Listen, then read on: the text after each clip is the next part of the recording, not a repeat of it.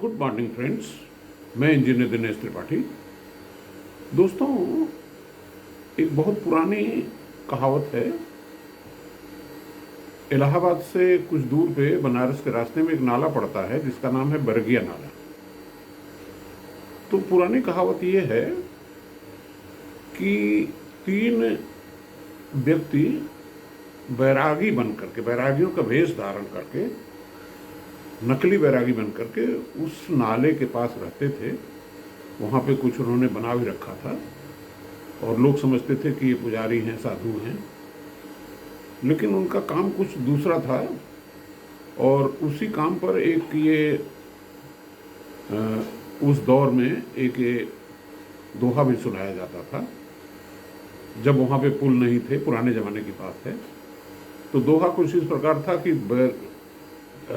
इस प्रकार से था कि वो तीनों जो नकली बैरागी थे उसमें से एक बोलता था दामोदरम दामोदरम, और दूसरा बोलता था नारायण नारायण, और तीसरा बोलता था वासुदेव वासुदेव।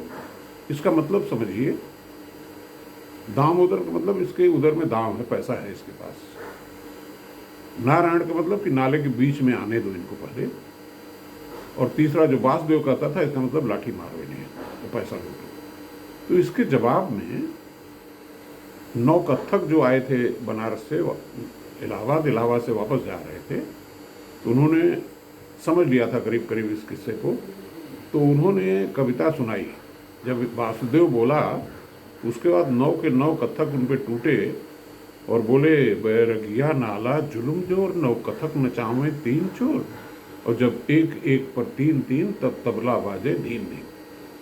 दोस्तों, ये कथा मैंने इसलिए सुनाई कि कमोबेश यही स्थिति हमारे देश की हो गई है कि ये नकली बैरागियों के रूप में ये जो पॉलिटिकल पार्टीज हैं, आई डोंट नेम देम, ये हमारे इस देश की जनता जो 9 कत्थक रूपी है उसको अपने इशारों पे नचाना चाहते हैं। और आज़ादी के बाद से लेके आज तक सिर्फ उन्होंने हमें बेवकूफ़ बनाने का प्रयास किया। बेवकूफ़ कैसे बना रहे हैं? देखिए, कुछ लोग कह रहे हैं कि हम जात की जनगणना करेंगे और जनगणना में करने के बाद सबको नौकरी हम फ्री में बांट देंगे। कुछ लोग ये कह रहे हैं नौकरी बांट देंगे या रिसोर्सेज बांट देंगे, जो भी उनका आशय है, यानी कि हमको मूर्ख बनाने का एक तरीका ये है। दूसरा तरीका मूर्ख बनाने का क्या है कि एक साहब हैं, वो कहते हैं कि हम आपको बिजली फ्री में दे देंगे, और अमूमन सबकी सब पार्टियां ये बोलती हैं कि हम आपका कर्जा माफ कर देंगे। दोस्तों, इस देश के नामचीन अर्थशास्त्री जो हमारे प्रधानमंत्री भी रहे कई बार, डॉक्टर मनमोहन सिंह, उन्होंने कहा था कि पैसे पेड़ों पे नहीं उगते।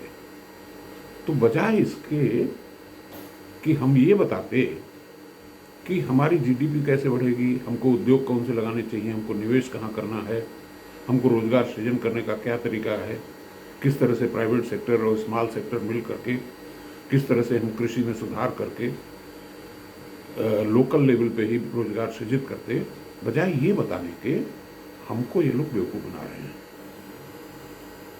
तो मेरा संदेश सिर्फ इतना है कि इनके बहकावे में न आकर के अपना निर्णय खुद लें, और ये आपको न तो नौकरी दे पाएंगे न ही रिसोर्स दे पाएंगे।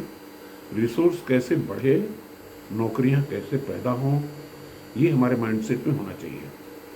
और ख़ास तौर से मैं उनका आह्वान करता हूं जो हमारे युवा हैं, जो अपने जीवन का 10-15 वर्ष इनके झांसे में आकर के, नौकरियों की लालच में आकर के अपना 15 साल समय सिर्फ कंपटीशन की तैयारी में गुजार दे रहे हैं, और ये कोचिंग वाले इसमें फल फूल रहे हैं। और इनको जब पता है कि नौकरियां सीमित हैं, तो अपना समय क्यों नष्ट कर रहे हो भाई?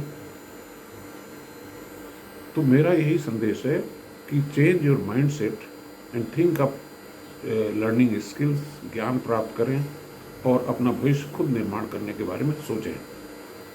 और जो आम जनता है उसको मेरा ये संदेश है कि इनके बहकावे में न आकर के ये जो नीरछीर विवेक करें कि कौन हमारा कल्याण करना चाहता है, कौन हमें बेवकूफ़ बना रहा है। धन्यवाद।